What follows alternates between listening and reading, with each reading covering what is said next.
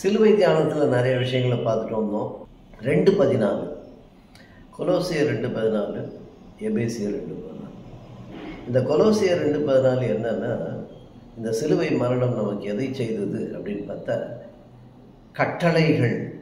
கட்டளைகளாகிய அந்த கையெழுத்தை கட்டளைகளால் ஆகிய அந்த கையெழுத்தை அந்த சிலுவையில் அவர் குலைத்து போட்டார், கிறுக்கி போட்டார், அழித்து போட்டார் அப்படின்னு ஒரு வசனம் வருது. கட்டளைகள்லேருந்து நம்ம வந்துட்டோம் அப்படின்னு. சட்டம், நியாயப்பிரமாணம் என்று இருந்ததெல்லாம் அங்கே முடிந்தது, இனி அவ்விதம் இல்லை அப்படின்றத நம்ம பார்க்குறோம். இந்த எபேசியர் 2:14 என்ன போட்டிருக்குன்னா, பகையாகிய அந்த சுவரை, நடுச்சுவரை, அது என்ன ஆச்சுன்னா, அதை அங்கிருந்து நீக்கி போட்டார். இனி அது கிடையாது. இருதிறத்தாரையும் ஒன்றாக்கினார். இருதிறத்தார் அப்படின்னா யாரு? அந்த காலகட்டத்தில் எப்படி சொல்லப்பட்டது என்றால், யூதர்களும் அடுத்து ஜென்டைல்ஸ், அதாவது பிற இனத்தவர்.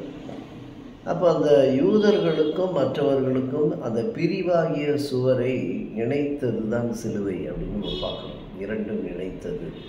அப்போ அந்த சிலுவையின் மகிமை, அதை மகிமைப்படுத்துகிறோம்னாக்கா, நம்ம மோதிரத்தில் போட்டுக்கிறது, கழுத்தில் மாட்டிக்கிறது, 2 சவரனில் போடுறேன், 3 சவரனில் போடுறேன் அப்படின்லாம் இல்லாமல், அது மட்டுமல்ல, அது அணிகலனாக நாம் அதை நினைக்கக்கூடாது.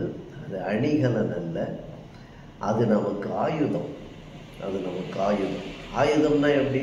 தாக்கும் ஆயுதம் அல்ல, காக்கும் ஆயுதம். நம்மை காக்கிற ஒரு ஆயுதமாய். கான்ஸ்டன்டைன், அதாவது கிபி 312 அக்டோபர் மாதம் 29ஆம் தேதி கான்ஸ்டன்டைன் இயேசு கிறிஸ்துவை தன் சொந்த இரட்சகராக ஏற்றுக்கொண்டார். முதல் ரோமாபுரி அரசன். அவர் ஏற்றுக்கொண்டதினால்தான் அவர் என்ன பண்ணாருன்னா, கைரோ சிலுவைன்னு ஒன்று வந்தது. அந்த கைரோ சிலுவை, ஏன் கைரோ? அந்த கைரோ என்பது என்ன என்றால், கிரேக்க மொழியில் கிறிஸ்து என்ற அந்த சொல்லுக்கு முதல் எழுத்து தான் கைரோ. அப்படி தான் ஆரம்பிக்கும். அதனால் அவருடைய அந்த சிலுவையில் மேலே அந்த சிம்பல் இருக்கும், கைரோ சிம்பல் அப்படின்னு சொல்லி. அது என்னென்னா, இதன் அடையாளத்தில் தான் நீ மேற்கொள்ளப்படுவாய் என்று வானத்திலிருந்து ஒரு சத்தம் கான்ஸ்டன்டைனுக்கு கேட்டதாக ஒரு மரபு செய்தி உண்டு. அதுக்கு பின்னால் தான் அவர் அதை பண்ணார்னு சொல்லி, அவர் என்ன செஞ்சாருன்னா, சோல்ஜர்ஸ், இராணுவ வீரர்கள், அவங்களுடைய கேடகம் பிடிக்கிறாங்க பார்த்தீங்களா, அந்த கேடகத்தில் இந்த சிலுவை சின்னம் இருக்கும், கைரோ சின்னம். நம்மை பாதுகாப்பது சிலுவை, நம்மை காப்பது சிலுவை, நமக்கு வழிகாட்டுவது சிலுவை, நம்மை வழி நடத்துவது சிலுவை.